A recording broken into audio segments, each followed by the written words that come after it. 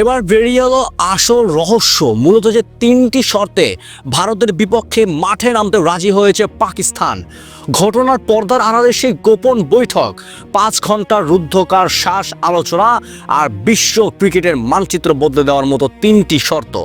অবশেষে বেরিয়ে এলো আসল সত্য। কেন পাকিস্তান সরকার তাদের অনড় অবস্থান থেকে সরে এলো? কেন হঠাৎ করেই ভারতের বিপক্ষে খেলতে রাজি হলো পিসিবি? এর পেছনে কি কেবলই বন্ধুত্বের অনুরোধ, নাকি আইসিসি কোণঠাসা করে আদায় করে নেওয়া হয়েছে বিশাল কোনো দাবি? আজ আমরা উন্মোচন করব সেই 3 শর্তের রহস্য, যা শুনলে আপনিও চমকে উঠবেন। ঘটনার সূত্রপাত রবিবার রাত থেকে। পাকিস্তান সরকার যখন বয়কট সিদ্ধান্তে, তখন আইসিসির কপালে চিন্তার ভাঁজ। তখন পরিস্থিতি সামাল দিতে জরুরি ভিত্তিতে পাকিস্তানে ছুটে যান আইসিসির ডেপুটি চেয়ারম্যান ইমরান খাজা। লাহোরে পিসিবির চেয়ারম্যান মহসিন নাকভি এবং বিসিবি প্রেসিডেন্ট আমিনুল ইসলামের সাথে চলে ম্যারাথন বৈঠক।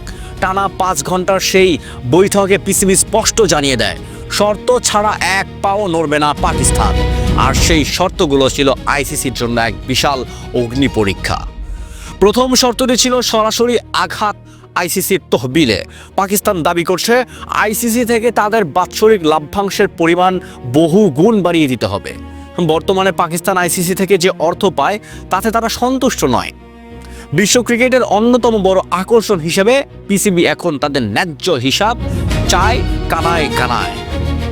আইসিসিকে স্পষ্ট জানানো হয়েছে, যদি পাকিস্তানের অংশগ্রহণ চান তবে অর্থের ঝুলি বড় করতেই হবে।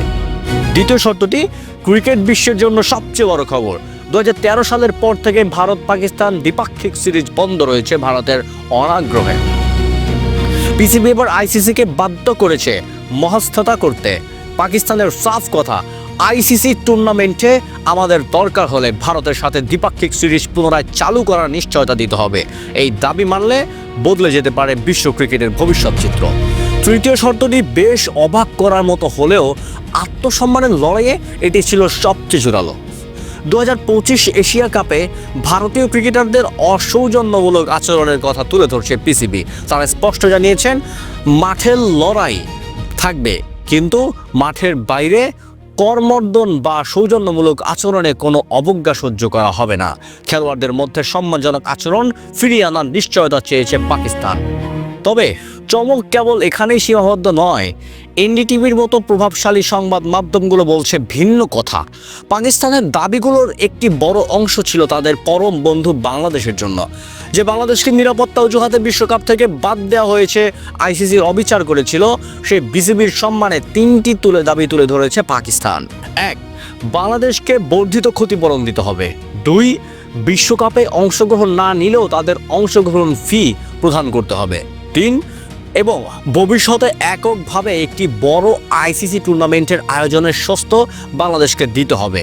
ভাবুন তো একবার, পাকিস্তান কেবল নিজেদের কথা ভাবেনি, বন্ধু দেশ বাংলাদেশের অপমানের প্রতিশোধ নিতেও আইসিসিকে বাধ্য করেছে টেবিল বৈঠকে। যে আইসিসি একসময় বাংলাদেশকে নিষিদ্ধ করার হুমকি দিয়েছিল, আজ তারা পাকিস্তানের এই 3টি শর্তের সামনে অসহায় আত্মসমর্পণ করতে বাধ্য হচ্ছে। 15 ফেব্রুয়ারি যখন ভারত পাকিস্তান ম্যাচটি এখন আর কেবল 22 গজের লড়াই নয়, এটি পাকিস্তানের কূটনৈতিক বিজয় আর বাংলাদেশের প্রতি বন্ধুত্বের এক অমর নিদর্শন।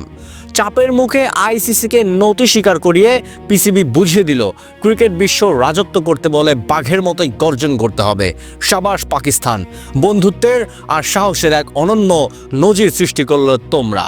বিশ্ব ক্রিকেট এখন মুখিয়ে আছে সেই 15 ফেব্রুয়ারির দিকে, যেখানে জয় হবে ক্রিকেটের, জয় হবে সাহসের।